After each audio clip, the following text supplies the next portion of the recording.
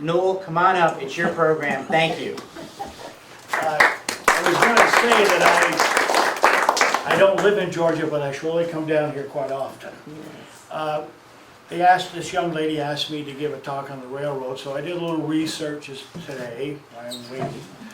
And I found out in 1848, it was John Smith and a clerk from Milton and Braintree, not Braintree, I can't think what their name was up there, that were related. And they started the Vermont, Canada, and when they rolled the sod, it was done around Concord Crossing. And then they finally got the equipment here and built the railroad. And what it was is you had two stations here. You had Oakland Station, you had Georgia, East Georgia Station, and different things that was transported. I remember hearing an uncle on my mother's side telling that East Georgia, they had everything shipping cattle, butter be shipped, milk be shipped, and everything like this down through. So it's been kind of interesting. Then you got the Georgia High Bridge, and if you noticed, I did a little research on this, asked some questions. The pier is not, goes up so far and stops. Well, I thought they made a mistake, but it wasn't. They had, the railroad was over a little bit over. It went across there, it was on an angle. And I guess they didn't like that too well, so they changed it where it is today.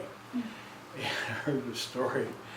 Some person would go to Milton and drink, come back, horse and buggy days, right? Well, the horse didn't have to worry about DWI then because the horse took the road, but the horse wanted the shortcut, so it would go across the bridge, Georgia High Bridge. I know. Well, this one time, the old guys went to Milton and drank a little bit, and coming back up through, and I guess bouncing over the ties, he fell out.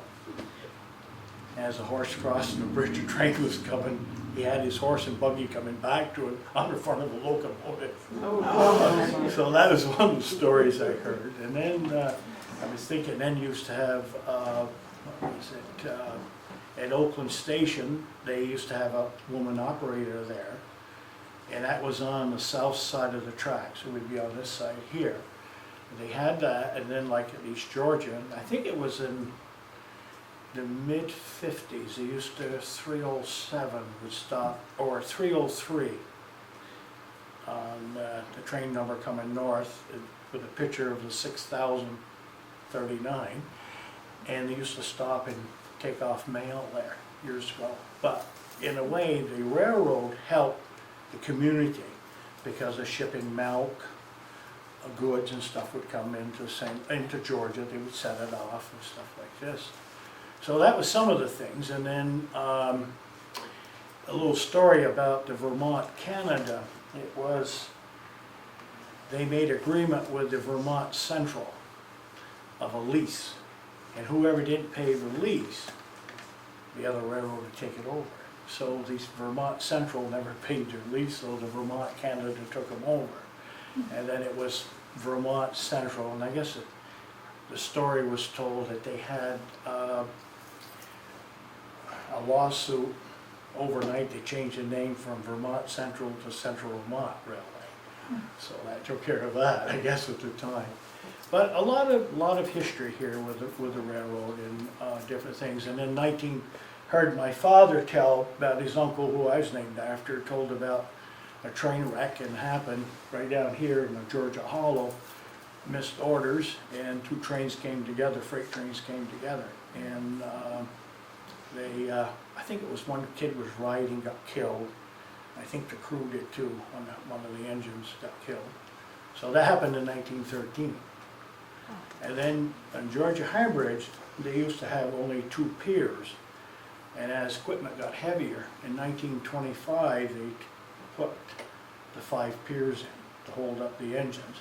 And I remember looking in one of Bob Jones's books, the 700s they had, they weighed 350 ton. And they had to do calculations on the bridges, see if it would hold them, two of them together. So in the 30s they started running them double-headed, the bridge. And then later on, the bridge over here, the Georgia High Bridge, in the 50s, they had think it was the South Pier, with the ice undermined it, right? This Walter Bombard, who used to ride that, was telling that, he used to come down with this old Pete Conley was the engineer that come around down to the bridge, and when you came onto the bridge, if the engine's running along good forward, you swear to God you're going right off into the highway. He said used to brace themselves when they hit that, you know. When they came back that day, they had a slow order on that bridge. I guess the train went across, almost shook it off. They had to do some repairs on that, so. But that's the most photographed bridge in the area.